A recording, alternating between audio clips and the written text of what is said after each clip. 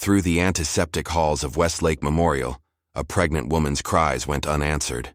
Danielle Brooks, educated, composed, black, watched in disbelief as Dr. Whitlow tore her medical referral to shreds. "Always think they're entitled," someone muttered as Security Officer Maddox snapped cold metal around her wrists.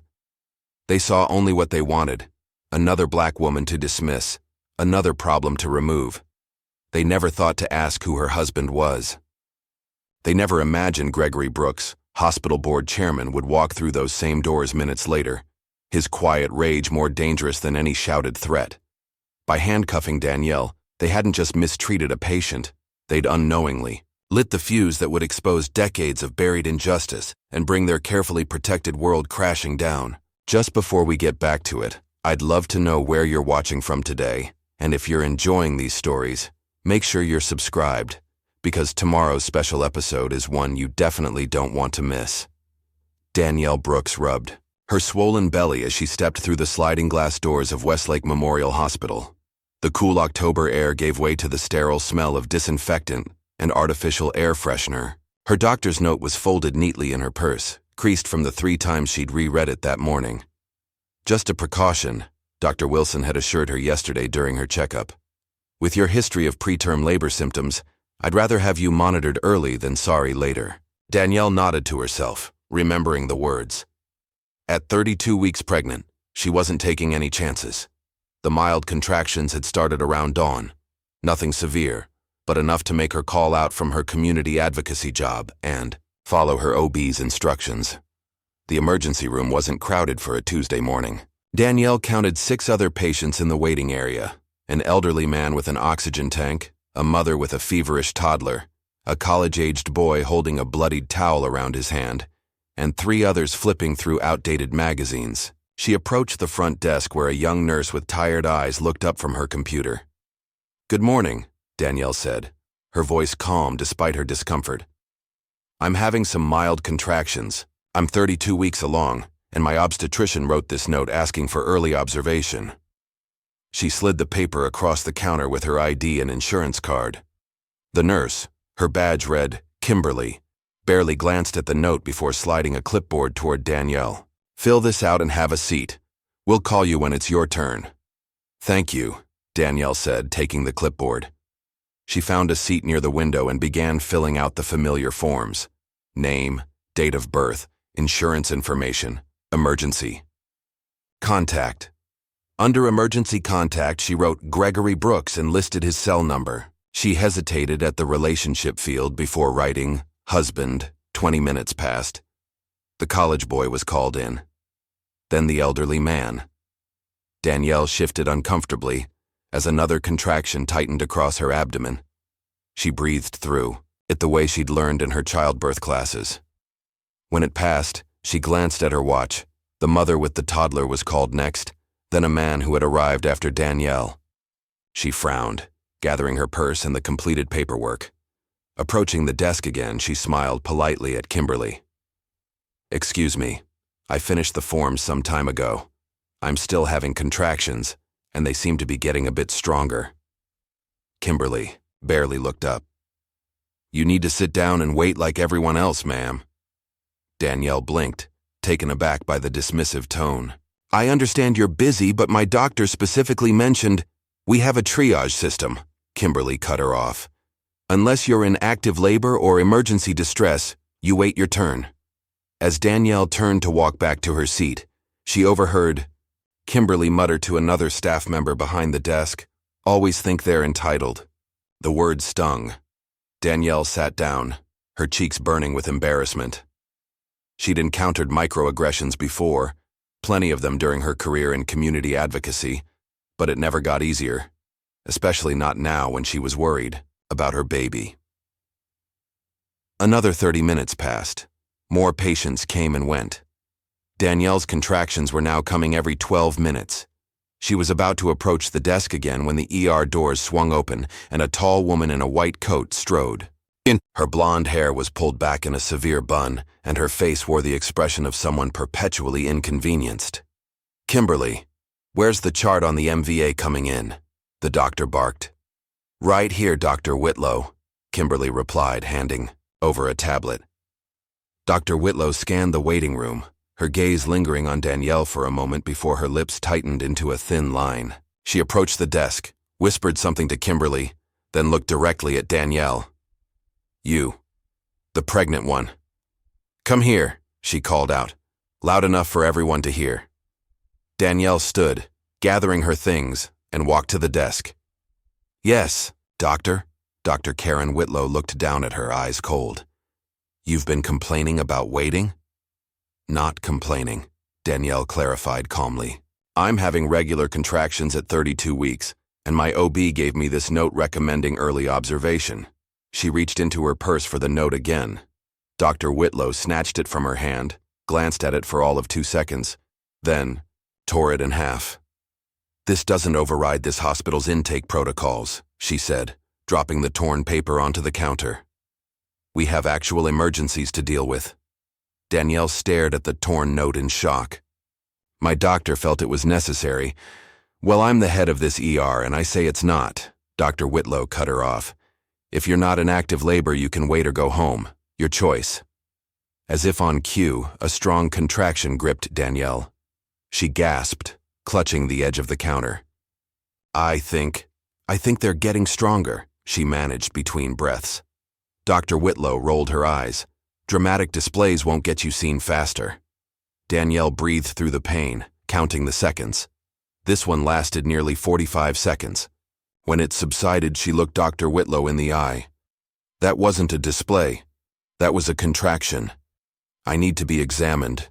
"What you need is to lower your voice and follow protocol," Dr. Whitlow snapped, then turned to Kimberly. "Call security. We have a disruptive patient."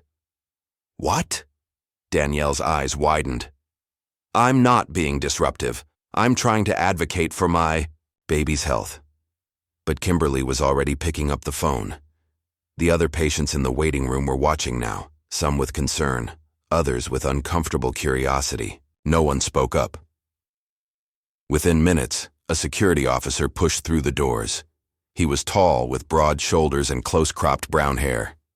His name badge read, Officer Tyler Maddox. "What seems to be the problem?" he asked, directing the question to Dr. Whitlow rather than Danielle.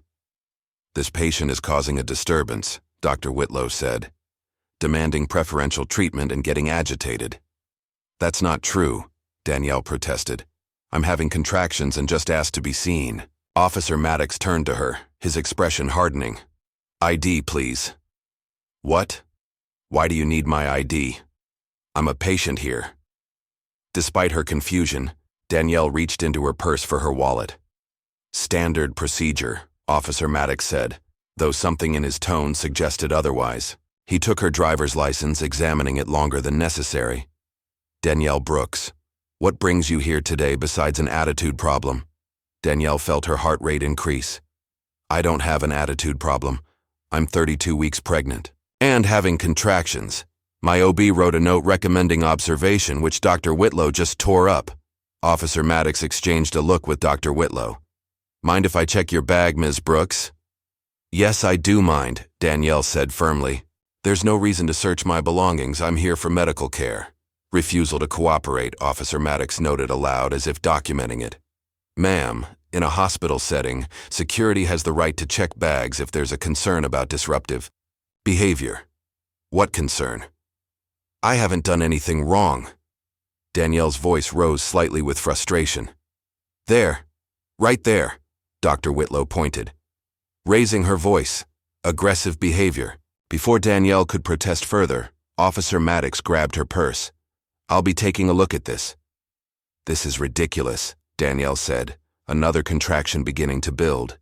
She breathed through clenched teeth as Officer Maddox dumped the contents of her purse onto the counter, her wallet, phone, keys, a small bottle of hand sanitizer, a pack of tissues, and a granola bar spilled out. "Nothing here," he admitted, sounding almost disappointed. "Of course there's nothing there," Danielle said, gathering her belongings as the contractions subsided. "Now, can I please see a doctor about my contractions?" Officer Maddox ignored her question. "Ma'am, you've been loitering and causing a disturbance. I'm going to have to ask you to leave the premises or face detention." "Loitering?" Danielle was incredulous. "I'm a patient. I've been waiting to be seen." "That's it," Officer Maddox said, pulling a pair of handcuffs from his belt. "Turn around, hands behind your back." "You're arresting me? For what?" Panic rose in Danielle's chest. "Disturbing the peace," Officer Maddox said, roughly grabbing her wrist. "You have the right to remain silent." "This is insane," Danielle gasped, as he cuffed her hands behind her back. The cold metal bit into her wrists. "I'm pregnant. I need medical attention." "You'll get medical attention at the station if needed," Officer Maddox said, gripping her arm tightly. "Please," Danielle begged, looking around the waiting room. The other patients averted their eyes. No one spoke up. No one intervened. "I need to call my husband," Officer Maddox smirked. "You'll get one phone call when you're processed." As he began to drag her toward the exit, Danielle's phone fell from the counter and clattered to the floor. She watched helplessly as it slid under a chair, her last connection to Gregory disappearing from view. The last thing she saw before the doors closed behind her was Dr. Whitlow's satisfied expression and the silent faces of patients who chose to look away. Danielle found herself in a small room adjacent to the hospital security office. It wasn't a jail cell, but it might as well have been. The space was barely 10 feet square, with a metal bench bolted to the wall and a small, high window that let in a pale rectangle of light. Her hands were still cuffed behind her back, making it impossible to find a comfortable position with her pregnant belly. "Please," she said to Officer Maddox as he checked his phone by the door. "The handcuffs are hurting my wrists, and I need to call my husband." "Hospital policy is to secure disruptive individuals until they calm down," he replied without looking up. "Dr. Whitlow will determine when you're ready for release." "Dr. Whitlow is the one who escalated this situation," Danielle protested. "I was just trying to get medical care for my baby." Officer Maddox finally pocketed his phone and looked at her. "That's not how she tells it. Says you became aggressive and threatened staff." "That's a lie," Danielle said, her voice breaking. "There were witnesses. Other patients saw what happened. Nobody's backing your story," he said with a shrug. "Now sit tight. I've got paperwork to file." As he left, locking the door behind him, Danielle closed her eyes and took a deep breath. She needed to stay calm for the baby's sake. Another contraction gripped her, and she bit her lip to keep from crying out. They were definitely getting stronger. Meanwhile, on the main floor of the ER, Dr. Karen Whitlow was in the security office with Officer Maddox, reviewing footage from the waiting room cameras. "We need to delete this," she said, pointing to the screen showing Danielle's interaction at the front desk. "It doesn't match the report I'm filing." "Already on it," Tyler said, clicking through the system settings. "Give me 2 minutes to wipe the last hour of footage. Technical glitch happens all the time." A young nurse trainee named Maya Reyes passed by the office, slowing when she heard Dr. Whitlow's voice. The door was slightly ajar. "What about the pregnant woman's complaint?" Maya overheard Tyler ask. "What complaint?" Dr. Whitlow replied. "A disruptive individual was removed from the premises for threatening staff and creating a hostile environment. That's all that happened here." Maya frowned. She'd glimpsed the scene in the waiting room earlier. A well-dressed pregnant black woman speaking calmly to Kimberly at the desk. Nothing about it had seemed threatening. As she continued down the hall, Maya checked the intake log on her tablet. Danielle Brooks, 32, pregnant, 32 weeks gestation, presenting with mild contractions. The note section had been updated. Patient became verbally aggressive. Security called. Patient detained for staff safety. Maya's frown deepened. Something wasn't right. She approached her supervisor, Nurse Janet. "That pregnant woman who was here earlier. What happened to her?" Janet glanced around before lowering her voice. "Word is she got mouthy with Dr. Whitlow and security had to take her downstairs." "Downstairs?" Maya repeated. "She's in a holding cell?" But she was having contractions. "Look, Maya," Janet said. "You're still new here. Some advice? Stay out of Dr. Whitlow's business if you want to keep your job."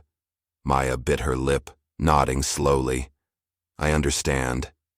But she didn't. Not really.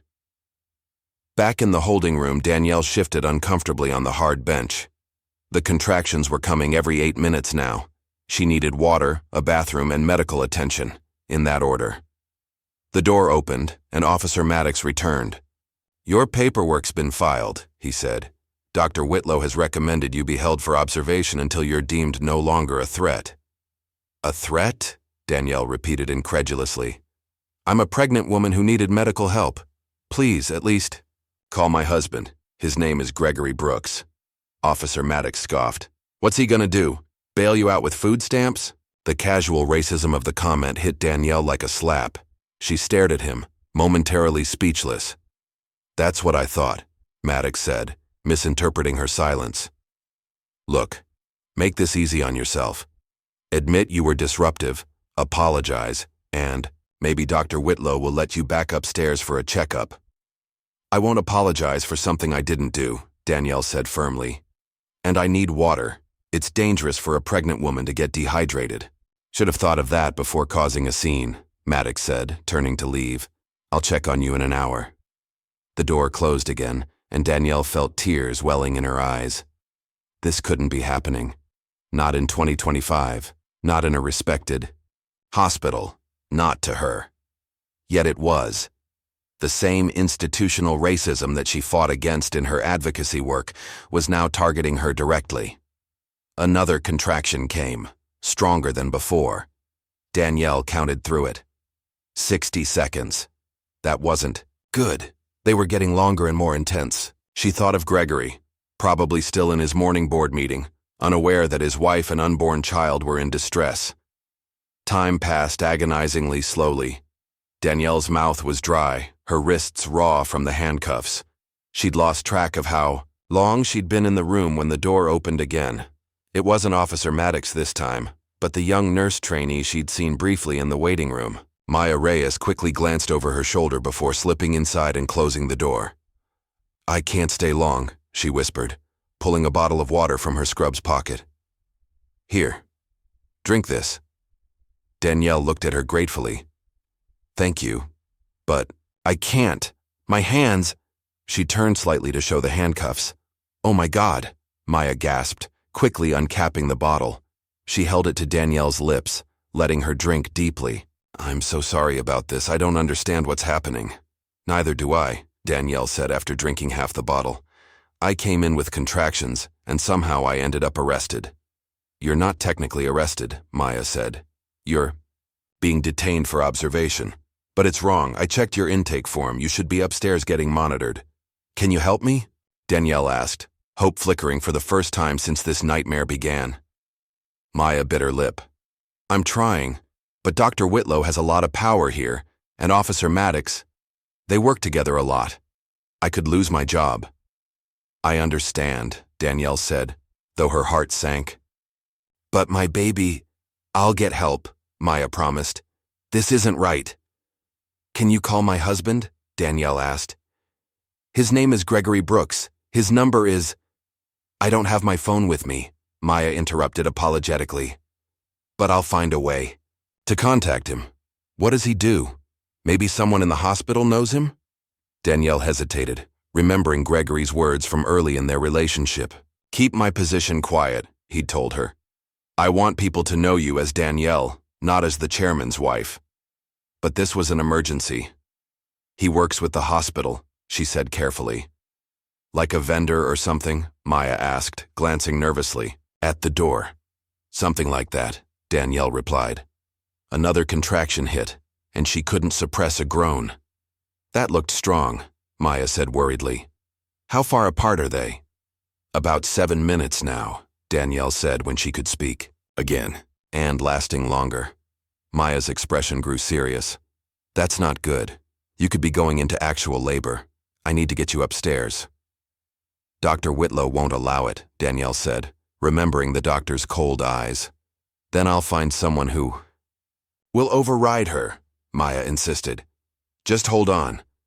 As Maya turned to leave, Danielle called after her. "Wait, there's something you should know about Gregory." Maya paused at the door. "He didn't want me to use this," Danielle said, "but I'm afraid for our baby now." She took a deep breath. Gregory Brooks is the chairman of the hospital board. Maya's eyes widened. The chairman? Are you serious? Danielle nodded. Please find him. I will, Maya promised, her expression shifting from shock to determination. I'll make this right. After Maya left, Danielle leaned her head against the wall. She thought about how Gregory had warned her about institutional cruelty. The system isn't built for us, he'd told her once after she'd complained about being followed in a department store.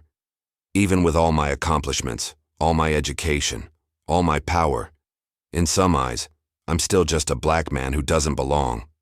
At the time, she'd argued that things were changing, that her work in community advocacy was making a difference. Now handcuffed in a hospital basement while having contractions, she wondered if he had been right all along. Meanwhile, upstairs in the electronic medical record system, Dr. Irene Lim frowned at her computer screen. She'd been reviewing incoming patient data when she noticed an anomaly, vital signs for a Danielle Brooks showing patterns of distress, but no attending physician assigned to the case. In fact, the patient wasn't even listed in a room. Dr. Lim clicked through the file, her concern growing. Pregnant, 32 weeks, contractions, and a note about security detention? That didn't make sense. Pregnant women with contractions didn't get detained. They got monitored. She picked up her phone to call the ER when a notification popped up on her screen. Danielle Brooks's heart rate had spiked again. Wherever this woman was, she was in distress. Back in the holding room, Danielle felt another contraction begin. This one was the worst yet. She couldn't help the tears that slipped down her cheeks as the pain peaked and then slowly subsided. When she opened her eyes, Officer Maddox was standing in the doorway, watching her with an unreadable expression. Please, she said quietly. I think something's wrong with my baby. Dr. Whitlow says you're fine, he replied flatly. She hasn't even examined me, Danielle cried. How would she know? Look, lady. My name is Danielle Brooks, she interrupted, finding strength in her desperation. My husband is Gregory Brooks, chairman of the board of this hospital, and when he finds out what's happened here today, neither you nor Dr. Whitlow will have jobs tomorrow. Officer Maddox's smug expression faltered for the first time. You're lying. Check it, Danielle challenged. Call the administrative office and ask for Chairman Brooks. Tell them his wife is handcuffed in a basement holding cell while having contractions. See what happens. Before Officer Maddox could respond, the door pushed open wider, and Maya reappeared. Her eyes were wide. Her breath coming quick. I just made a call, she said, looking from Danielle to Officer Maddox. To Chairman Brooks's private line. Officer Maddox's face drained of color. He's on his way, Maya continued, her voice stronger now. And he knows everything. Maya Reyes ducked into the empty break room, her heart pounding against her ribs. What she was about to do could cost her job, her career, possibly everything she'd worked for. But the image of Danielle handcuffed and in pain wouldn't leave her mind. With trembling fingers, she pulled out the hospital directory from her pocket. She'd copied the private line number for Gregory Brooks from the staff contact list, breaking at least 3 privacy protocols in the process. Taking a deep breath, she dialed. The phone rang twice before a deep, measured voice answered. Brooks, speaking. Mr. Brooks? Maya's voice came out higher than she intended. This is Maya Reyes, a nurse at Westlake Memorial. Your wife, they arrested her. She's in the hospital basement. The silence that followed was so complete that Maya checked to see if the call had dropped. Then came his voice, unnervingly calm but with an undercurrent that sent chills down her spine. Don't let anyone touch her until I arrive. The line went dead. Maya stared at her phone for a moment before slipping it back into her pocket. That voice wasn't just angry, it was controlled fury, the kind that moved mountains and toppled empires. She straightened her shoulders and headed back toward the security area, suddenly less afraid of losing her job. Gregory Brooks sat motionless in his downtown office, his expression unreadable as he processed what he'd just heard. After 10 seconds of perfect stillness, He reached for his desk phone and pressed 3 buttons in sequence. "Sarah, cancel my meetings for the day," he said to his assistant, "and get Alan Fisher and Patricia Wright on the line. Tell them it's an emergency board matter." He hung up and opened his laptop, fingers flying across the keyboard as he accessed the hospital's security protocols. As chairman, he had oversight privileges that most staff didn't even know existed. Within minutes, he was scanning camera feeds, searching for his wife. The phone rang again. "Alan and Patricia are on the conference line, sir." "Put them through," Gregory said, still watching the security feeds. When he heard the click indicating his fellow board members were connected, he spoke without preamble. "There's a situation at the hospital involving my wife. I'll need your backup when I arrive." "What kind of situation?" asked Alan, his voice concerned. "The kind that ends careers," Gregory replied, finally finding what he was looking for. AI. Grainy feed showing a small room where Danielle sat handcuffed on a bench. His jaw tightened. "I'll brief you when you get there. Meet me in the executive parking lot in 30 minutes. After ending the call, Gregory made 2 more, one to the hospital's legal counsel and another to Vanessa Morgan, the PR director he'd personally hired last year. Then he stood, straightening his navy blue suit jacket, and walked calmly to the elevator. In the basement holding room, Danielle was breathing through another contraction when the door opened. Officer Maddox entered, his earlier smugness replaced by nervous energy. "Is it true?" he demanded. "About your husband?" "Every word," Danielle replied, too exhausted to feel satisfaction at his discomfort. "Now please, remove these handcuffs. They're hurting me." Maddox hesitated, clearly torn between his alliance with Dr. Whitlow and the sudden realization that he might have handcuffed the chairman's wife. "Officer Maddox," came Maya's voice from the doorway. "I've just received orders from Dr. Whitlow that Ms. Brooks is to remain restrained until further notice." Danielle's heart sank, but then she caught Maya's subtle wink. "She specifically said to tell you that under no circumstances is Ms. Brooks to be released or given medical attention without her direct approval." Maya continued, her voice carrying, down the hallway where other staff might hear. Those were her exact words. Maddox nodded slowly, seeming relieved to have the decision taken out of his hands. "You heard her," he said to Danielle. "Dr. Whitlow's orders." As he turned to leave, Maya whispered, "He's coming. Just hold on a little longer." Upstairs in the ER, Dr. Karen Whitlow was reviewing charts when her phone buzzed. A text from Officer Maddox. "Patient claims husband Commerce Chairman Brooks." She snorted, typing back, "Nice try. Ignore her." But a seed of doubt had been planted. Whitlow pulled up the patient's intake form on her computer. Danielle Brooks, 32. Occupation, Community Advocacy Coordinator. Emergency contact, Gregory Brooks. "It's a common name," she muttered to herself, but still reached for her phone and opened the hospital directory. Chairman Gregory Brooks. No photo. Just a contact number and email. Coincidence, she decided, closing the directory. Even if they were related, it wouldn't matter. She'd handled VIP complaints before. People were always threatening to call board members or claiming to know the CEO. Nothing ever came of it. Her pager beeped. A car accident victim was arriving in 5 minutes. Good. She could focus on real medicine instead of troublemaking patients. At 11:42 a.m., Gregory Brooks's black SUV pulled into the VIP parking space nearest the hospital's main entrance. 2 more vehicles arrived moments later, disgorging Alan Fisher, Patricia Wright, and a sharp-featured woman in a charcoal pantsuit, Vanessa Morgan from PR. "What's happening, Greg?" Alan asked as they approached the entrance. "My wife came in, with early contractions this morning," Gregory replied, his voice steady. "She was handcuffed, detained, and is currently being held in a basement security room without medical attention." Patricia gasped. "That's outrageous." "It's worse than outrageous," Gregory said, pushing through the revolving door. "It's criminal." The E group moved through the lobby with purpose, drawing curious glances. Gregory approached the front desk, where a young receptionist looked up with a practiced smile. "Welcome to Westlake Memorial. How can I help you today?" "I need to see my wife," Gregory said. "Danielle Brooks. She came in earlier with contractions." The receptionist typed on her keyboard. I'm not seeing anyone by that name checked in. Perhaps she's still in the waiting area?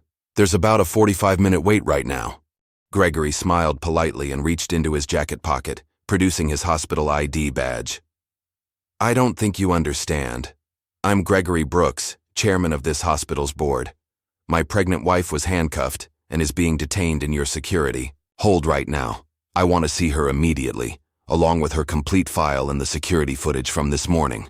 The receptionist's smile froze, then crumbled. Her eyes darted to the others standing behind Gregory. I'll call someone. Right away, sir. As she fumbled for the phone, whispers rippled through the staff nearby. A nurse at the medication station gasped audibly. That's the chairman. Dr. Irene Lim was walking through the ER when she noticed the commotion. Recognizing Gregory from board meetings, she approached cautiously. Mr. Brooks, is everything all right? Gregory turned, recognizing her as well. Dr. Lim, perhaps you can help us. My wife, Danielle Brooks, came in with contractions this morning. She was apparently handcuffed and is being detained somewhere in the building. Dr. Lim's eyes widened.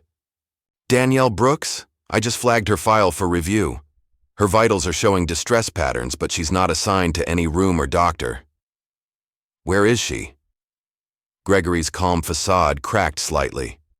According to the system, she's in security hold. Room B, but that can't be right. That's not a medical space. Dr. Lim was already turning toward the elevators. I'll take you there. As they moved through the hospital, staff members stopped and stared. The chairman rarely visited the clinical floors, and never with an entourage of board members and PR personnel. Something big was happening. In the basement, Officer Maddox was pacing outside the holding room when his radio crackled. Maddox, the chairman is headed your way. Do not, repeat, do not, engage. Wait for Dr. Whitlow. Too late. The elevator doors at the end of the hall slid open, and a group of people in business attire stepped out, led by a tall black man whose measured stride carried the weight of authority. Gregory spotted Maddox immediately. The uniform, the nervous posture, the radio clutched too tightly. Where is my wife? He asked, his voice deceptively soft. Maddox swallowed. Sir, I'm under orders to... That wasn't a request, Gregory cut him off. Open the door. Something in his tone made Maddox reach for his keys without further protest. The door swung open to reveal Danielle, still handcuffed on the bench, her face drawn with exhaustion and pain. Gregory, she whispered, relief washing over her features. In 2 strides, Gregory was kneeling before her. What have they done to you? He asked, gently touching her face. Sir, Maddox began. I can explain. Remove those handcuffs, Gregory ordered without looking away from his wife.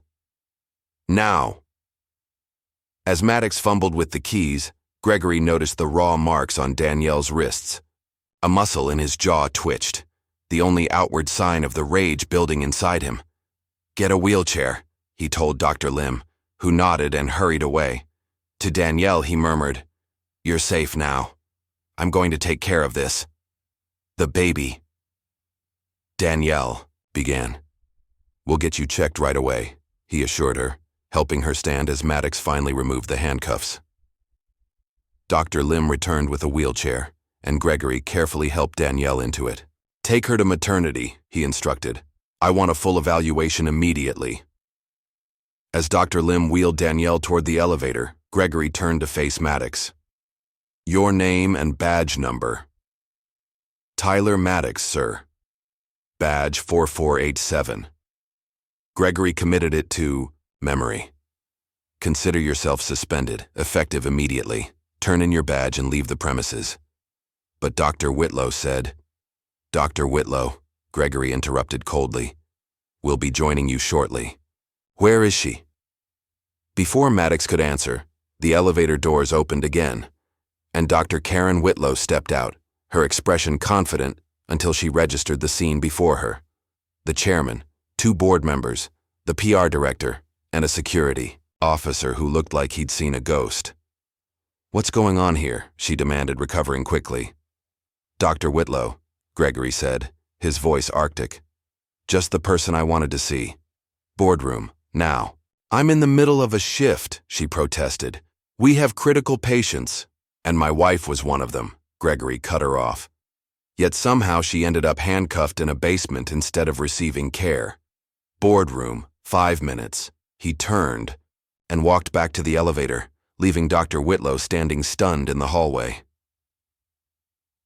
10 minutes later, Dr. Whitlow strode into the hospital boardroom, her white coat crisp, her expression carefully composed. She'd taken the time to check Danielle's file and prepare her defense. A difficult patient, protocol violations, standard security measures that may have been overzealous, but were technically within policy. Her confidence faltered when she saw Gregory sitting at the head of the massive oak table, with Alan Fisher and Patricia Wright flanking him. 3 members of the legal team sat to one side, laptops open. Vanessa Morgan from PR was taking notes nearby. This wasn't an informal meeting. This was a tribunal. "Dr. Whitlow," Gregory began without preamble, "you had my wife handcuffed and left to labor alone. Explain yourself." The directness of the accusation caught her off guard. "Mr. Brooks, there seems to be a misunderstanding. Your wife became disruptive in the ER waiting area." "I've reviewed the security footage," Gregory interrupted, sliding a tablet across the table. "The footage you tried to delete."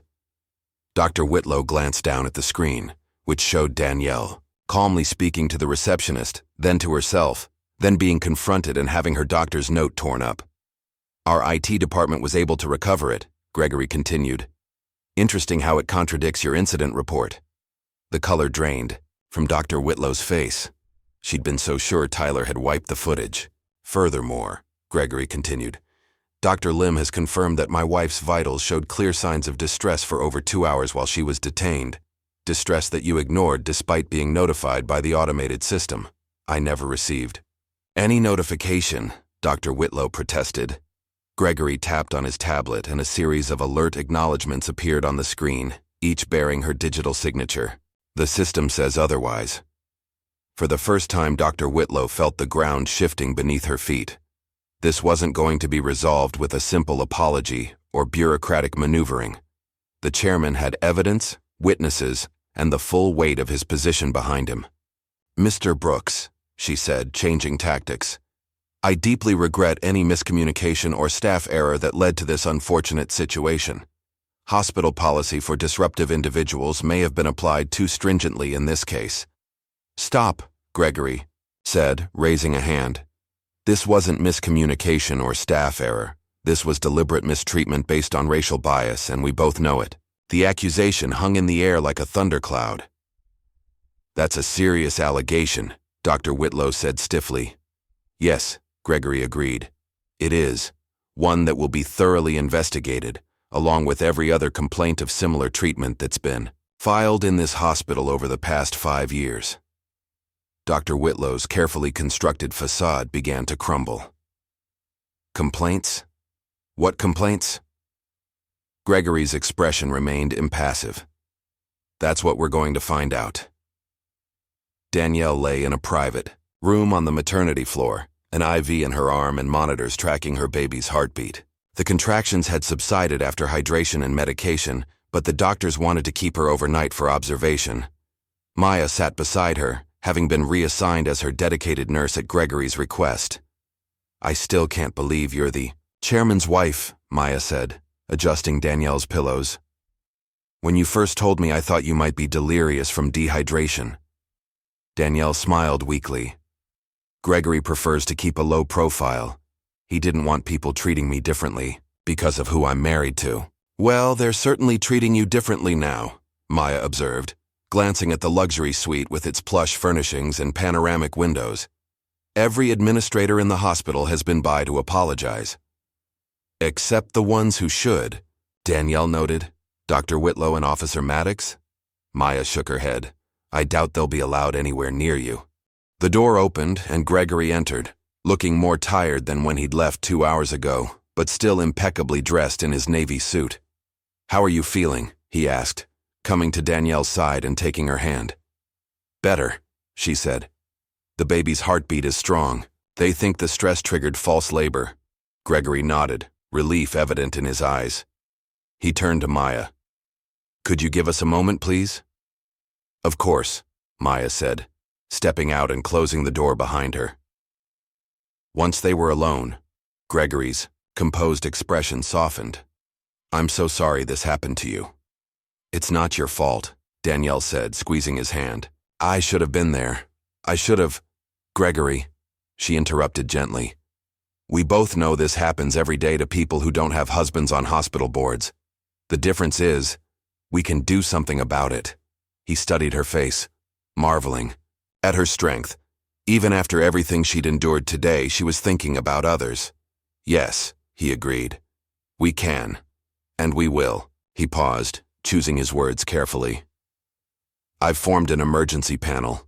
Alan and Patricia from the board, plus our legal team and ethics officer. We're going to investigate what happened to you thoroughly." "Good," Danielle said. "But I want you to go further. This isn't just about me." Gregory nodded, unsurprised by her request. It was one of the reasons he'd fallen in love with her, her unwavering commitment to justice that matched his own. "I've already started," he assured her. "We're pulling every complaint filed against Dr. Whitlow and Officer Maddox, as well as general grievances about discriminatory treatment.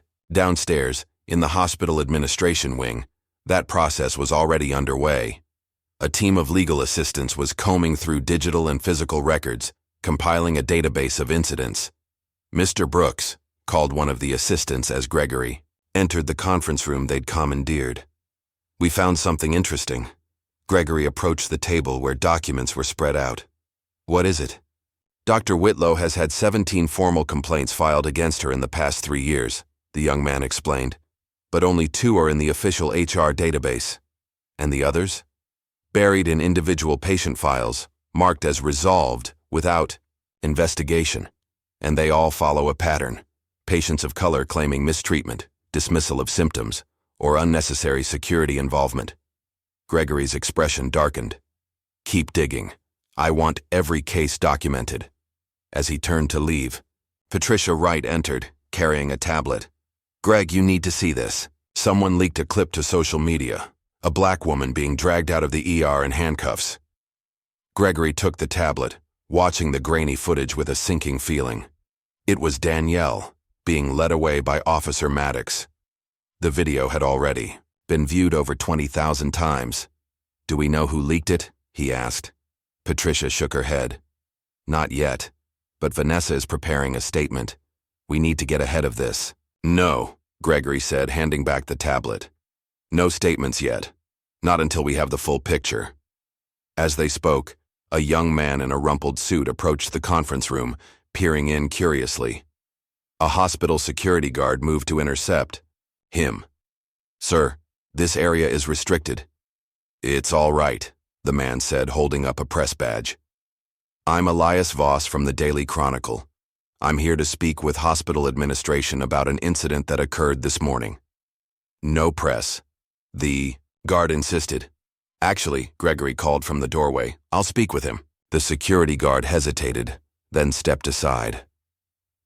Elias Voss was in his early 30s, with keen eyes and the restless energy of someone always chasing the next story.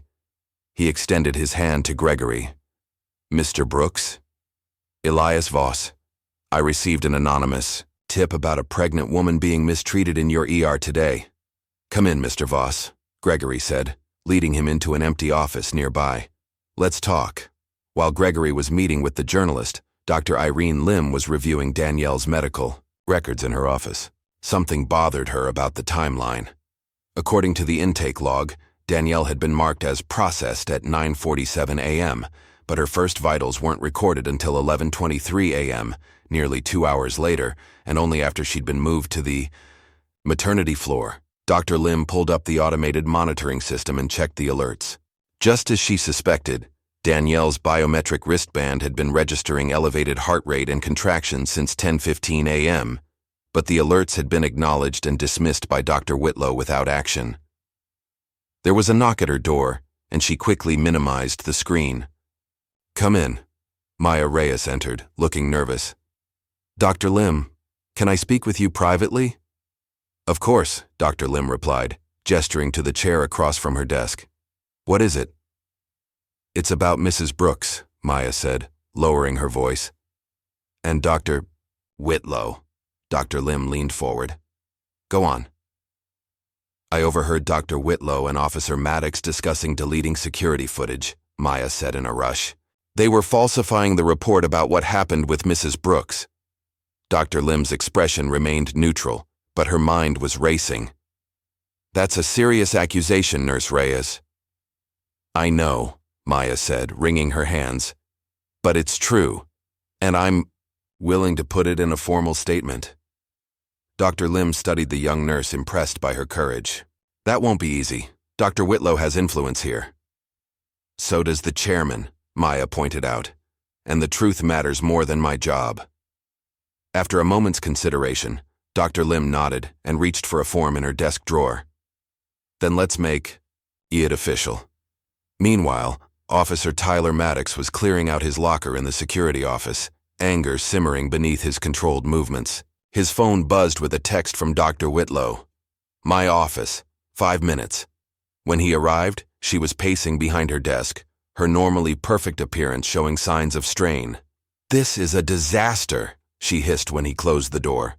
The chairman is on the warpath. They're pulling records, interviewing staff. They even have that reporter from the Chronicle sniffing around. What do they have? Maddox asked. Everything, Whitlow snapped. They recovered the footage we deleted. They have the alert logs showing I ignored her vitals.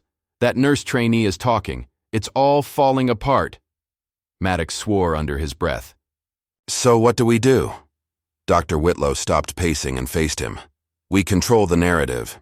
I've already submitted a statement explaining that this was a tragic miscommunication and staff error.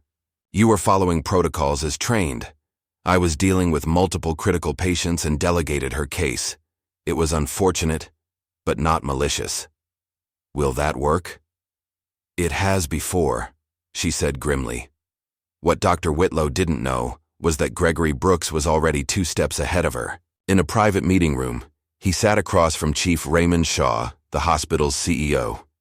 This could destroy us, Greg, Shaw was saying, his normally ruddy face pale with concern. A PR nightmare. Lawsuits. Federal investigations into our practices. Yes, Gregory agreed calmly. It could, unless we take decisive action now. What are you suggesting? Full transparency. An external review of our policies. Immediate administrative leave for Whitlow and Maddox pending investigation. And a complete audit of every complaint filed in the past 5 years. Shaw balked. That's extreme. We should handle this internally quietly. Raymond, Gregory interrupted. This isn't just about today. This is about a pattern of behavior that's been allowed to continue under your leadership. Either you support this investigation, or the board will need to reconsider your position as well. The threat hung in the air between them. You wouldn't, Shaw said, but his voice lacked conviction. I would, Gregory confirmed. This isn't just about my wife, though. That would be reason enough. This is about every patient who walks through our doors deserving equal treatment and dignity. Shaw stared at him for a long moment before nodding reluctantly. Fine, but I want oversight of the investigation. No, Gregory said firmly. You'll be included in the process, but the investigation will be independent. Back in Danielle's room, she was finally resting comfortably when her phone buzzed with a news alert. She opened it to find a breaking story. Pregnant woman allegedly. Handcuffed, detained at Westlake Memorial. Hospital launches investigation. The article quoted an anonymous hospital source describing a pattern of discriminatory treatment toward patients of color. There was no mention of her name or Gregory's position, yet she was still reading when Gregory returned. Have you seen this? She asked, holding up her phone. He nodded. Elias Voss is a good reporter. He agreed to keep your name out of it for now, but the story needed to be told. What happens next? Danielle asked. Gregory sat on the edge of her bed, taking her hand. We find the truth. All of it. You think there's more? I know there is, Gregory said quietly. I spoke with Dr. Lim. She's been documenting disparities in patient care for years, but couldn't get anyone to listen. And she's not the only one. Danielle squeezed his hand. Then we make them listen. As the sky darkened outside Danielle's hospital window, Gregory stood looking out at the city lights. His phone buzzed with a message from the IT department.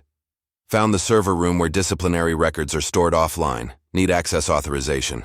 He replied immediately, "Granted, pull everything." Whatever they found, Gregory knew their lives would never be the same. What had begun as a personal injustice was opening the door to something much larger. A systemic failure that had hurt countless patients before Danielle.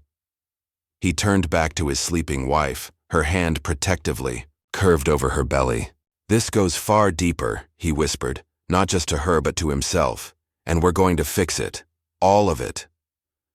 Morning sunlight streamed through the windows of Danielle's hospital room, casting warm patterns across the bed. She was awake, feeling stronger after a night of proper care and rest. Gregory sat in the chair beside her, his laptop open, dark circles under his eyes suggesting he'd barely slept. "You should go home and rest," Danielle said softly. Gregory looked up and managed a tired smile. "I'm not leaving you here alone." "I'm hardly alone," she replied, gesturing to the 2 private nurses stationed outside her door, Gregory's non-negotiable condition for her continued stay at the hospital. "And Maya will be back for her shift soon." Before Gregory could respond, his phone buzzed. He glanced at the screen and his expression hardened. "I need to take this. I'll be right back." He stepped into the hallway, closing the door behind him. Chief Raymond Shaw was calling. "Raymond," Gregory answered, his voice deliberately neutral. "We need to talk before this goes any further," Shaw said without preamble. "My office, 30 minutes. I'm with my wife." "This can't wait, Greg." Shaw's voice had an edge of desperation. "Things are happening that you don't understand." "Enlighten me." Shaw hesitated. "Not over the phone. Just tread carefully. Don't go looking for fires in a house made of gas." The line went dead. Gregory stared at his phone, the warning settling like a weight in his chest. When he returned to Danielle's room, she immediately noticed his changed demeanor. "What is it?" she asked. "Shaw," Gregory replied, gathering his jacket. "He wants to meet." "You're going? I need to hear what he has to say." Gregory leaned down to kiss her forehead. "I'll be back soon. Lock the door behind me." 20 minutes later, Gregory entered the executive wing of the hospital, nodding to staff who scrambled to appear busy as he passed. Shaw's assistant jumped to her feet when she saw him. "Mr. Brooks, Chief Shaw is expecting you." She hurried to open the door to the inner office, where Raymond Shaw stood gazing out the floor-to-ceiling windows.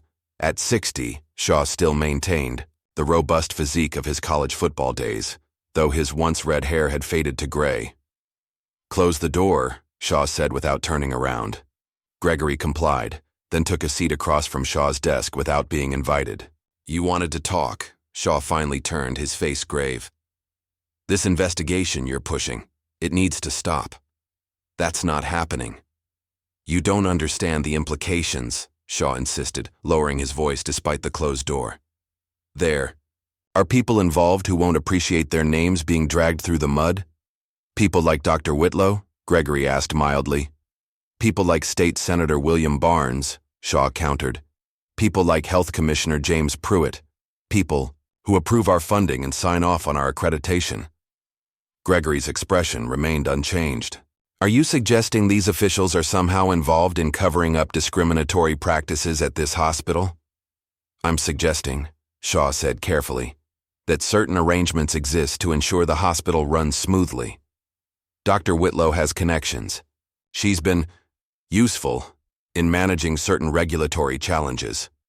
So she's protected because she helps cover up violations during inspections," Gregory translated flatly. Shaw didn't deny it. "The system works, Greg. We've kept this hospital operating in the black for 8 straight years. Do you know how rare that is? At what cost, Raymond?" Gregory stood, his patience evaporating. "My wife was handcuffed and left to suffer because she's black. How many others have been mistreated to maintain your precious bottom line?" "That was unfortunate," Shaw admitted. "An aberration." "No," Gregory said firmly. "It was the inevitable result of the culture you've fostered here, and it ends now."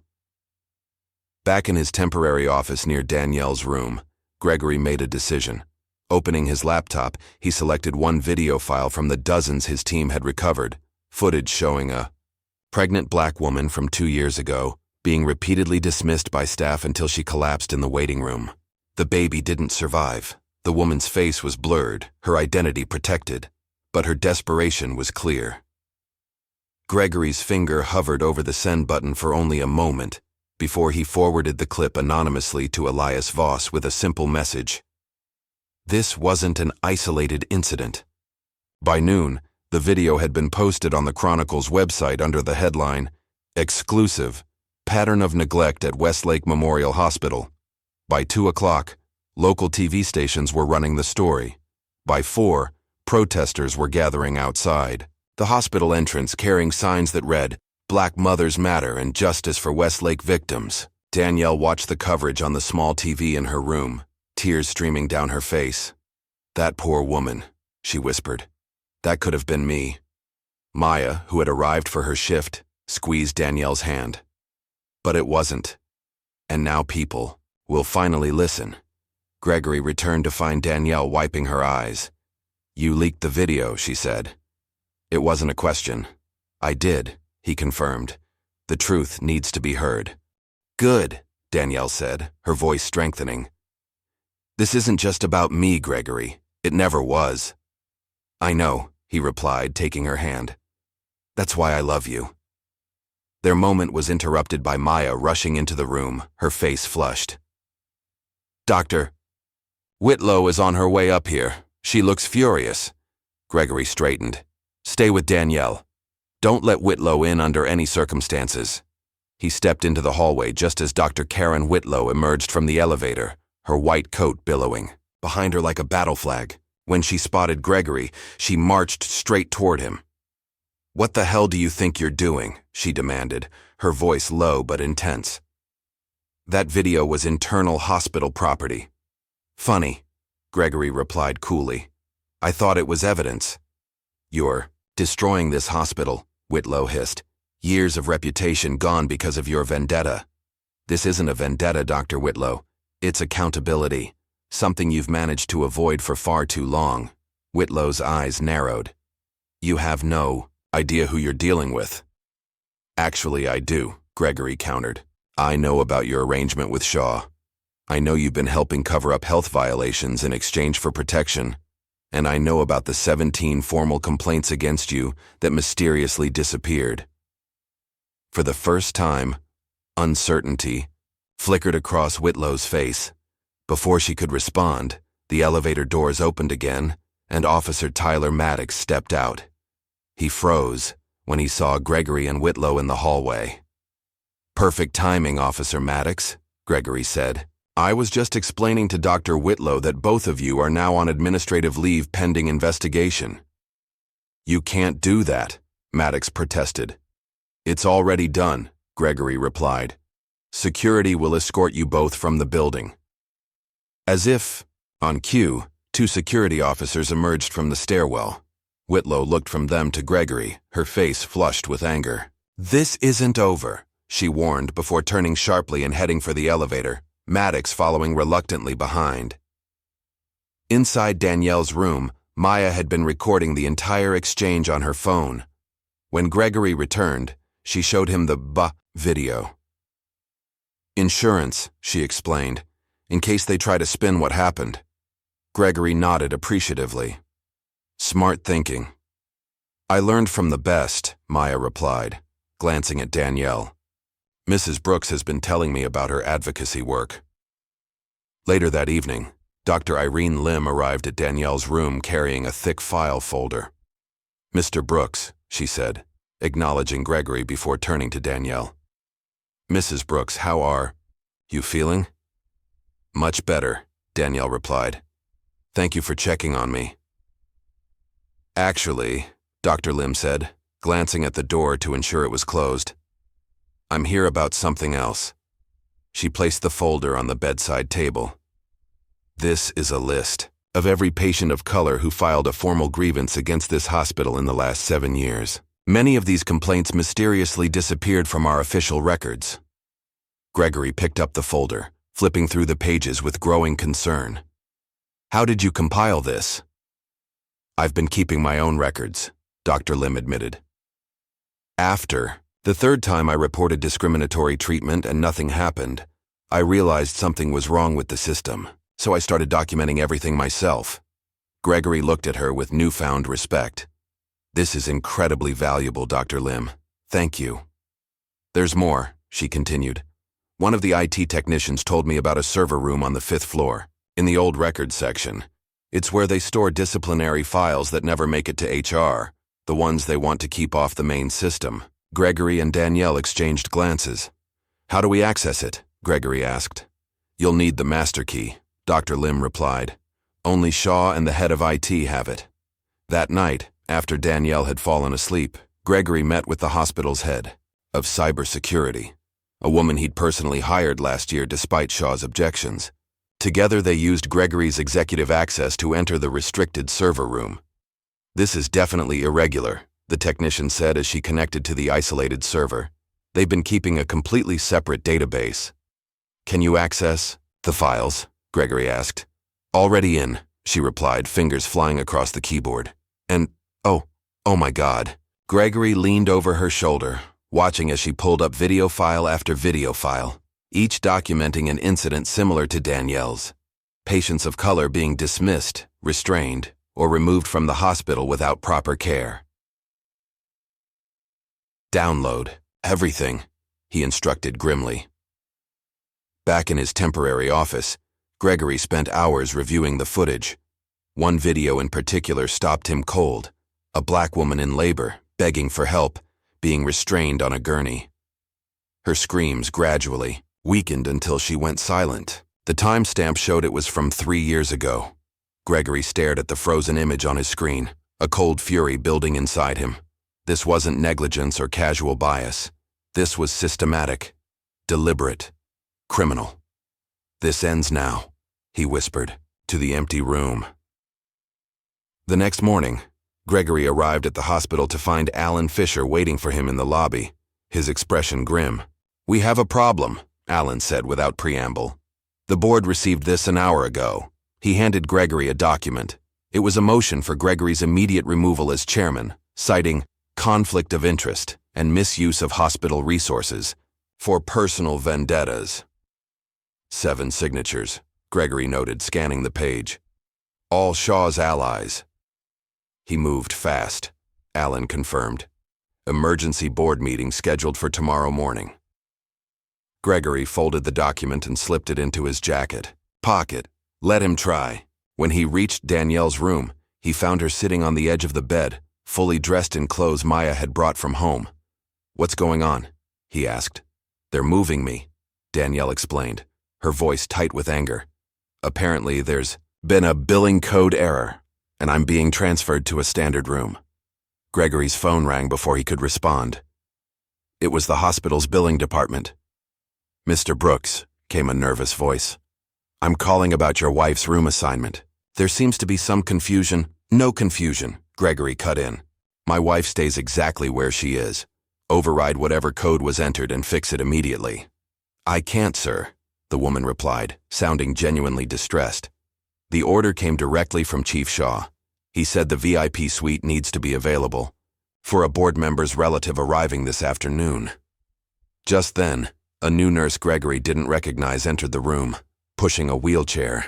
Mrs. Brooks, I'm here to transport you to the 3rd floor.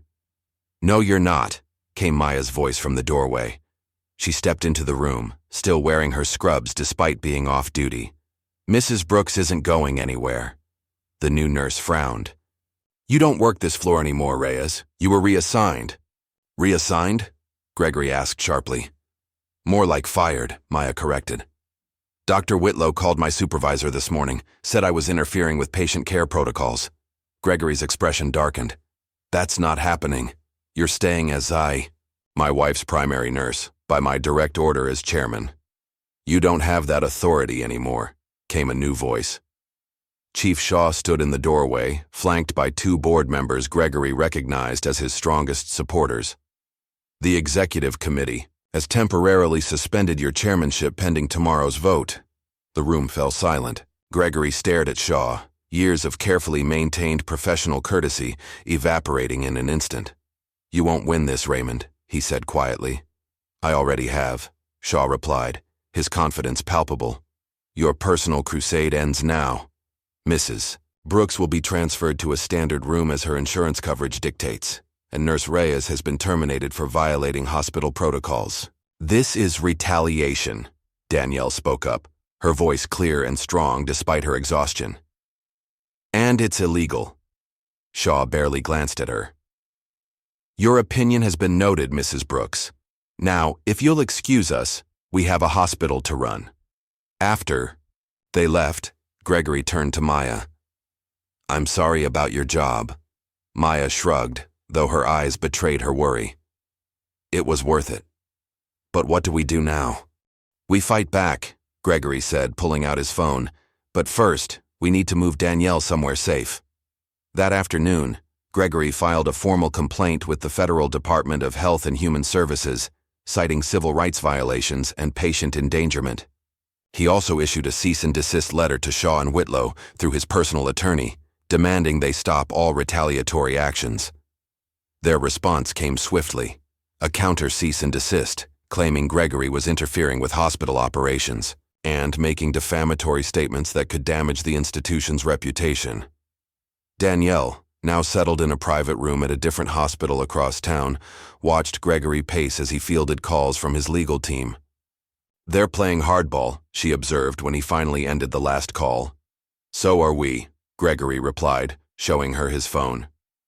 Elias Voss had published another damning article, this one detailing the hospital's attempt to silence whistleblowers and cover up evidence of discrimination. As they talked, breaking news flashed across the TV screen. "Fire at Westlake Memorial Hospital. Records room damaged." Gregory's phone immediately lit up with texts from Dr. Lim. "Fifth floor server room. Burning. Electrical fire. Convenient timing." "They're destroying evidence," Danielle realized, her eyes wide. Gregory nodded grimly. "But they're too late. We already have copies of everything." What they didn't know was that at that very moment, a team of IT specialists hired by Shaw was working to infiltrate Gregory's secure server.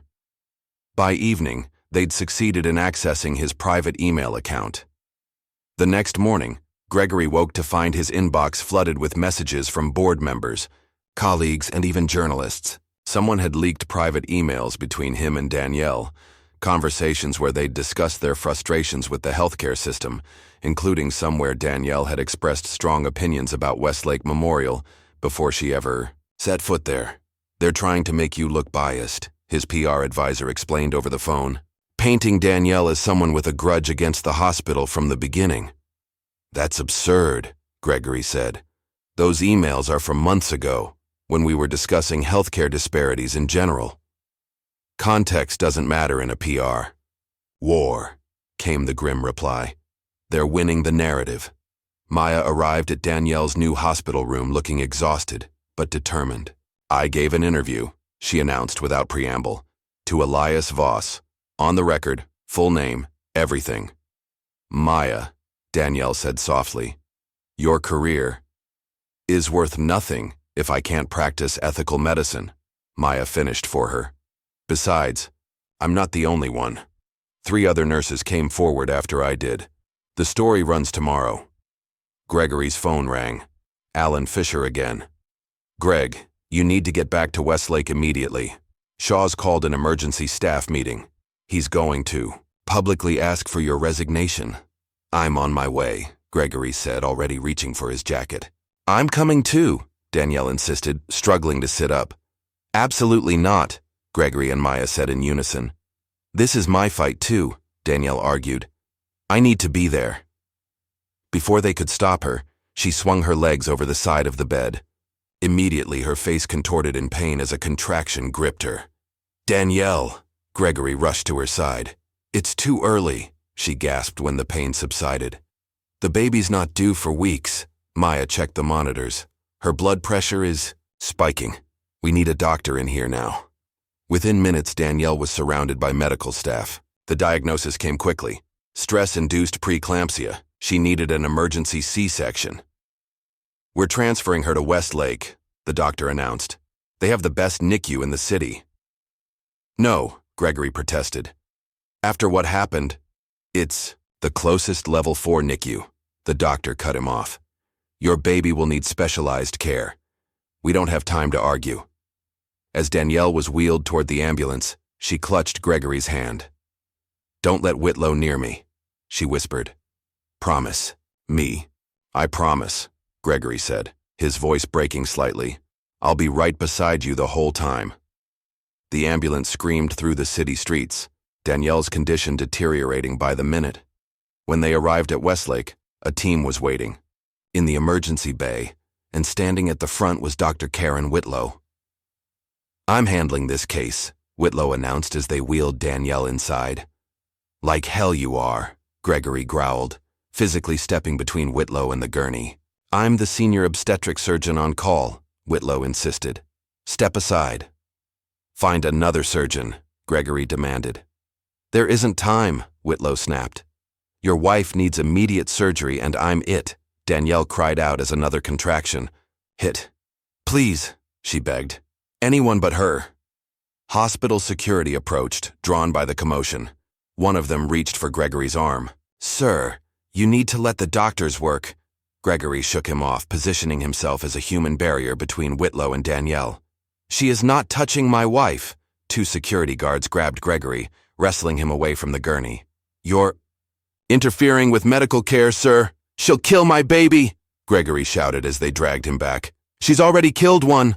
The corridor fell silent, all eyes on Gregory.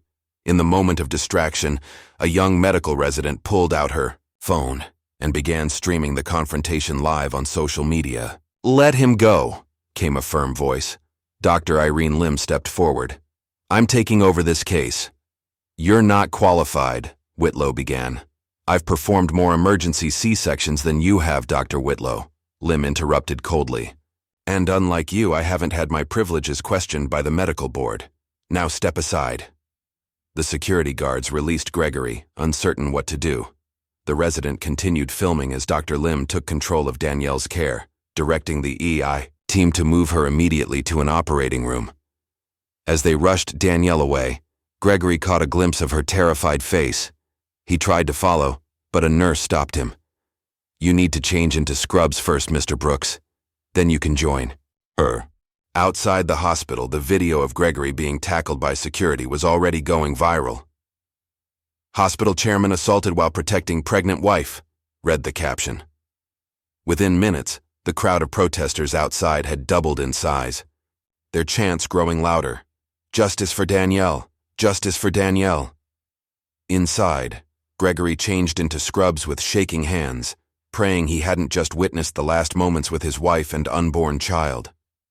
The system had struck back hard, but they had underestimated just how far he would go to protect his family. The operating room lights blazed overhead as Dr. Irene Lim worked with precise, focused movements. Danielle lay unconscious on the table, her vitals stabilized but still concerning. Gregory sat near her head, a surgical mask covering his face, his eyes never leaving his wife's peaceful expression. "BP's holding steady," a nurse called out. "Good," Dr. Lim replied. "Let's get this baby out safely." Minutes later, a tiny cry filled the room. Dr. Lim lifted the newborn girl, small but clearly fighting. "She's breathing on her own," she announced. "But she'll need NICU care." As the pediatric team whisked the baby away for assessment, Dr. Lim finished tending to Danielle. "She'll be fine," she assured Gregory quietly. "Both of them will." Hours later, Danielle lay in recovery, still unconscious but stable. Their daughter rested in an incubator in the NICU 1 floor below. 4 pounds, 3 ounces of determination. Gregory moved between their rooms, torn between his wife and child, refusing to leave either alone for long. Outside the hospital, the crowd had grown. News vans lined the street, their satellite dishes raised like sentinels. The viral video of Gregory being tackled while trying to protect Danielle had reached 3 million views and climbing. Signs in the crowd now bore Danielle's name alongside calls for justice. In his temporary office, Gregory sat beside Danielle's bed, his laptop open as he monitored developments. The hospital board had postponed their emergency meeting following Danielle's surgery. Even Shaw couldn't justify proceeding while the chairman's wife fought for her life. A soft knock at the door interrupted his thoughts. It was Alan Fisher, his expression grave, but determined. "How are they?" Alan asked. "Stable," Gregory replied. "The baby's in NICU, but her vitals are strong. Danielle hasn't woken up yet." Alan nodded, taking a seat across from him. "I've been making calls. 9 board members are ready to back you. Shaw only has 6 left." Gregory looked up surprised. "What changed?" "That video," Alan said simply. "And this." He placed a tablet on the bed, showing the Chronicle's website. The headline read, "Exclusive. Hospital staff speak out about racist practices." Maya's interview had run, along with testimonials from 3 other nurses and a resident. They detailed a pattern of discrimination that extended far beyond Danielle's case. Patients of color receiving less pain medication, waiting longer for care, having their symptoms dismissed more frequently. "It's getting harder for Shaw to claim this is just about your wife," Alan observed. Gregory nodded grimly. "Good." As they spoke, Danielle's eyelids fluttered. Gregory was instantly at her side, taking her hand. "Danielle, can you hear me?" Slowly, her eyes opened, unfocused at first, then settling on his face. "Gregory," she whispered. "The baby?" "She's beautiful," he assured her, tears threatening. Small but strong, just like her mother. Danielle managed a weak smile before sleep claimed her again. The next morning, a national news program led with the Westlake story. The anchor's voice was appropriately somber. Disturbing allegations of systemic racism at prestigious Westlake Memorial Hospital have sparked protests and a federal investigation. The controversy erupted after Danielle Brooks, a pregnant black woman, was allegedly handcuffed and detained while seeking emergency care. In the administrative wing, Chief Raymond Shaw watched the broadcast with mounting dread. His phone hadn't stopped ringing. Board members, donors, politicians all demanding explanations. Senator Barnes had already distanced himself publicly, claiming no knowledge of any improper arrangements at the hospital.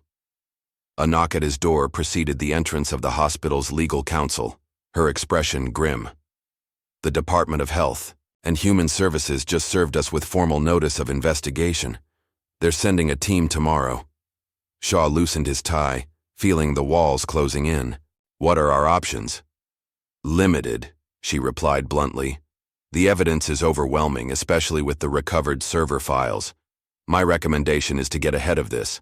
Suspend Whitlow and Maddox permanently, issue a formal apology, and announce a complete overhaul of hospital policies." "That's surrender," Shaw protested. "That's survival," she corrected. "The alternative is criminal charges for obstruction and civil rights violations." Before Shaw could respond, his assistant burst in without knocking. "Sir, Officer Maddox was just arrested in the parking garage." "What?" Shaw stood abruptly. "By whom?" "Internal Affairs," the assistant explained breathlessly. "Something about evidence tampering and unlawful detainment. They're taking him out the back entrance now." Shaw sank back into his chair, the reality of his situation finally sinking in. The carefully constructed system of protection and privilege he'd built over decades was collapsing like a house of cards. Meanwhile, Maya Reyes sat in a downtown studio, the lights hot on her face as she gave her first television interview. The reporter leaned forward intently. "What made you decide to speak out, Ms. Reyes? You've effectively ended your career at Westlake." Maya didn't hesitate. "There are more important things than careers. People's lives were at stake. Mrs. Brooks could have lost her baby. Others have lost much more. Were you surprised by the hospital's response?" "No," Maya said frankly. "That's how systems protect themselves. They silence whistleblowers. They destroy evidence. They attack victims' credibility. I expected retaliation." "And yet you spoke. Up anyway." Maya nodded. "Someone had to." In the NICU, Gregory stood beside his daughter's incubator, marveling at her tiny features. Danielle's nose, his chin, a perfect blend of them both. A nurse approached quietly. "She's doing very well, Mr. Brooks. Her oxygen levels are excellent. When can my wife see her?" "We can arrange that soon," the nurse promised. "Mrs. Brooks is recovering nicely." Gregory nodded his thanks, then turned, as his phone buzzed with a message from Patricia Wright. "Board reconvening at noon. We have the votes." 2 hours later, Gregory entered the hospital boardroom for the first time since Danielle's admission. The long table was filled with board members, their expressions ranging from supportive to hostile. Chief Shaw sat at the far end, his usual confident posture notably absent. "Gregory," Patricia greeted him, rising from her seat. "How are Danielle and the baby?" "Recovering," he replied simply, taking his place at the head of the table. "Shall we begin?" Alan Fisher cleared his throat. "We've called this emergency session to address the crisis facing our institution. Given recent events and the evidence that has come to light, we need to take immediate action." Shaw leaned forward. "Before we proceed, I'd like to present our plan for addressing these concerns. We're prepared to launch a comprehensive review." "Too late, Raymond," Gregory interrupted quietly. "You had years to address these issues. You chose to bury them instead." Patricia nodded. "The motion before the board is to terminate Chief Executive Officer Raymond Shaw and Dr. Karen Whitlow effective immediately for gross negligence and ethical violations." Shaw's face flushed. "This is a witch hunt. You can't possibly—" "We can," Alan cut in, "and we have the evidence to support it." He gestured to the stack of files in front of him, Dr. Irene Lim's dossier of hidden medical records, now formally submitted to the board. "Would anyone like to review Dr. Lim's findings before we vote?" Patricia asked, looking around the table. The room fell silent as the 12-page document was passed around. Page after page detailed cases of discriminatory treatment, patients of color who received substandard care, whose concerns were dismissed, whose health outcomes suffered as a result. The statistics were damning, the individual stories heartbreaking. When the last board member finished reading, Gregory called for the vote. "All in favor of terminating Shaw and Whitlow with cause?" Hands rose around the table, 9 out of 15. A clear majority. "Motion carries," Gregory announced. "Security will escort Mr. Shaw from the building immediately. Dr. Whitlow's credentials are hereby revoked." Shaw stood, his face a mask of controlled rage. "You'll regret this, Brooks. This hospital won't survive the scandal. This hospital won't survive without addressing the rot at its core," Gregory countered. "We're choosing integrity over expediency. It's long overdue." As security arrived to escort Shaw out, Gregory remained seated, feeling not triumph, but a weary determination. This was just the beginning. Later that afternoon, Dr. Karen Whitlow exited the hospital for the last time, head held high despite the circumstances. Hospital security flanked her, keeping the gathering of reporters and protesters at bay. Cameras flashed as she walked to her car, questions being shouted from all directions. "Dr. Whitlow, what do you say to allegations of racial bias in your treatment decisions? Will you fight your termination? Do you have any comment on the federal investigation?" She ignored them all until she reached her car. Then, turning to face the cameras, she finally spoke. "I gave my life to this place," she shouted, her composure cracking. 20 years of service, and this is how they repay me?" From the hospital entrance, Gregory watched silently. "It was never yours to begin with," he said, too quietly for her to hear across the distance. Upstairs, Danielle was finally strong enough to be wheeled to the NICU. Gregory walked beside her, holding her hand as a nurse pushed her wheelchair. "Are you ready to meet our daughter?" he asked softly. Danielle nodded, tears already forming. More than ready. In the hushed environment of the NICU, Danielle finally held her tiny daughter, marveling at each perfect finger and toe. "She's beautiful," she whispered. "So strong to come into the world under such circumstances." "She gets that from you," Gregory said, his voice thick with emotion. Danielle looked up at him, her eyes clear and determined despite her exhaustion.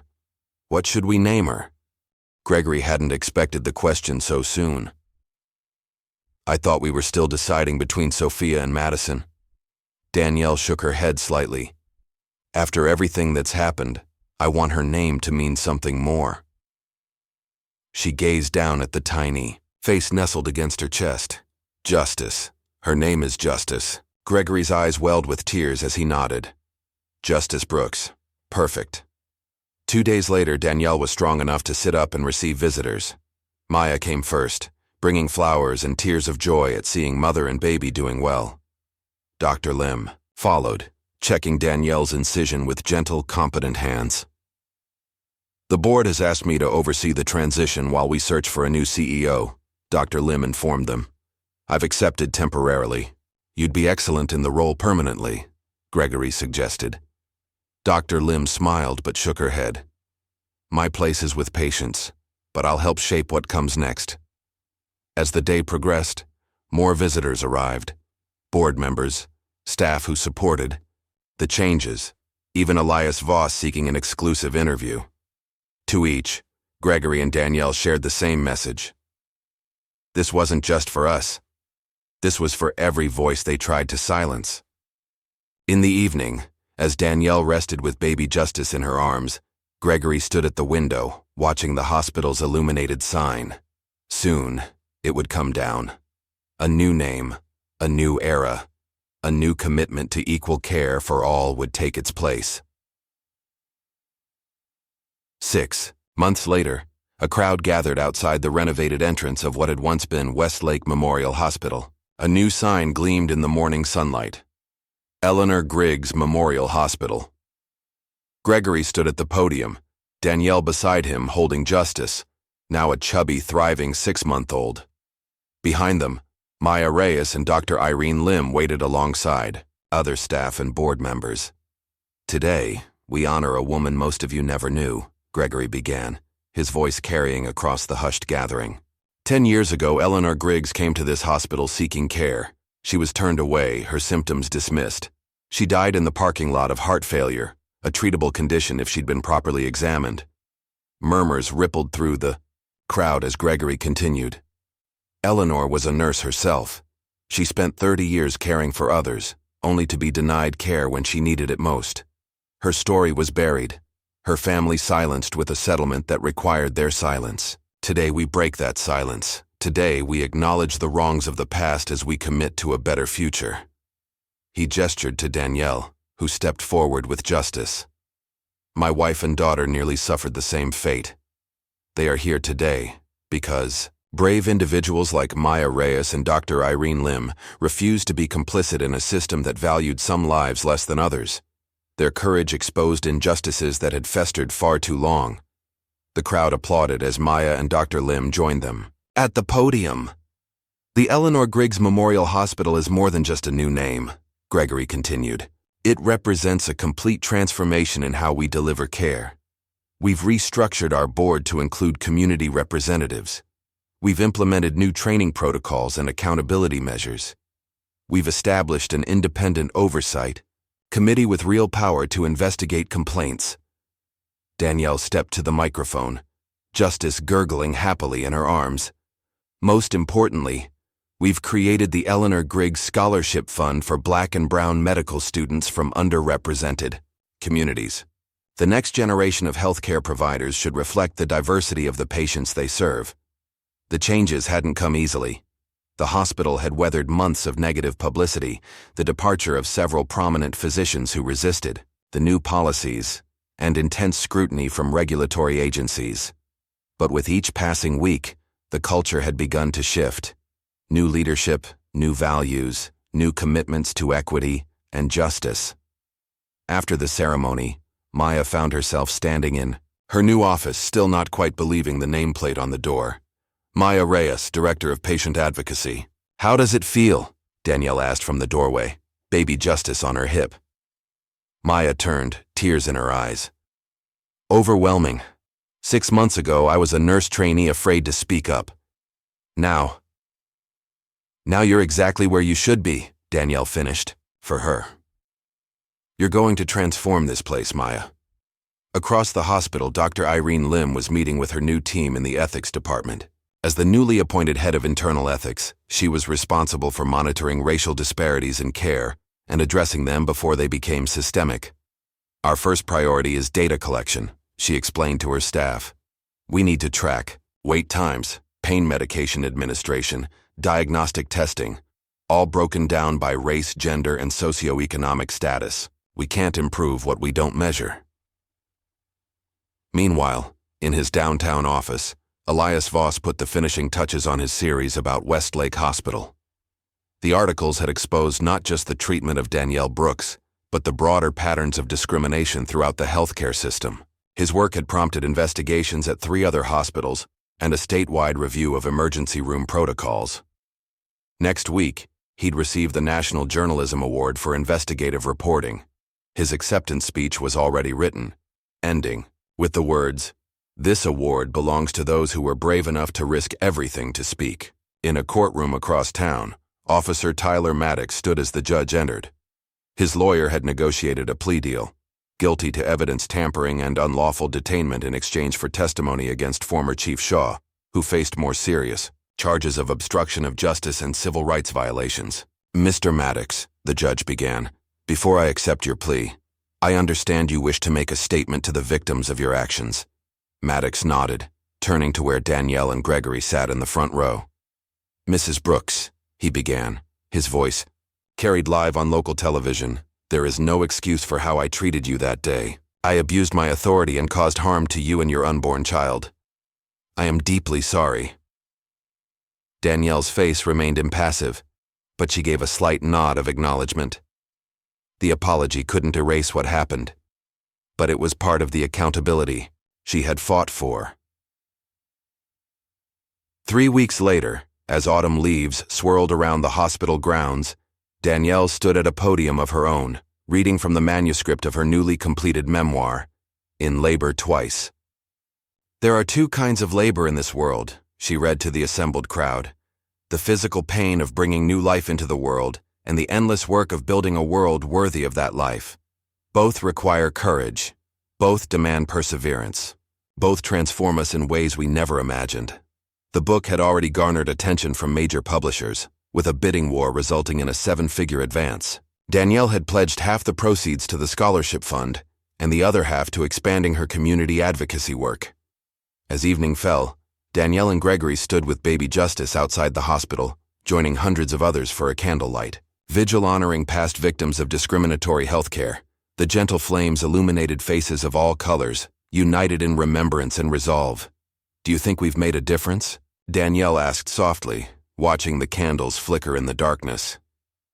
Gregory looked at the renamed hospital, at the diverse group of medical students receiving their scholarship certificates, at Maya directing a new patient advocacy initiative, at Dr. Lim implementing ethical oversight protocols. "Yes," he said simply, "this is just the beginning. But yes." A young woman approached them hesitantly, a baby in her arms about the same age as Justice. "Mrs. Brooks, I just wanted to thank you. I came here last month when my son was sick.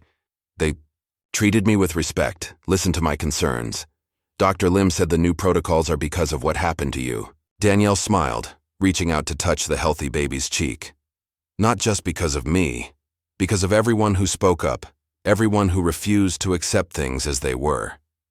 As the woman moved away, Gregory slipped his arm around Danielle's waist. "Ready to go home?" She nodded, cradling Justice close as they walked toward the parking lot. Behind them, the hospital's new sign glowed in the twilight, not just a building, but a promise. Not just a medical facility, but a beacon of change. They had entered as a couple and were leaving as a family. They had come seeking care and had transformed an institution. What had begun as one woman's nightmare had awakened a movement for justice that would continue long after the cameras stopped rolling and the headlines faded. Justice Brooks, nestled in her mother's arms, would grow up in a world slightly better than the one her parents had inherited. Not perfect, not free from struggle, but moving in the right direction. Her very name would remind her of the power of speaking truth, of standing firm, of refusing to accept injustice as inevitable. As they reached their car, Danielle looked back one last time at the hospital, where their lives had changed forever. They tried to silence one woman, she whispered to her daughter. But her voice became the echo of thousands, and in the end, justice was born. What would you risk to challenge a broken system that was never built for people like you? Share this story if you believe healthcare should heal, not harm, and subscribe for more powerful narratives that expose truth and demand justice.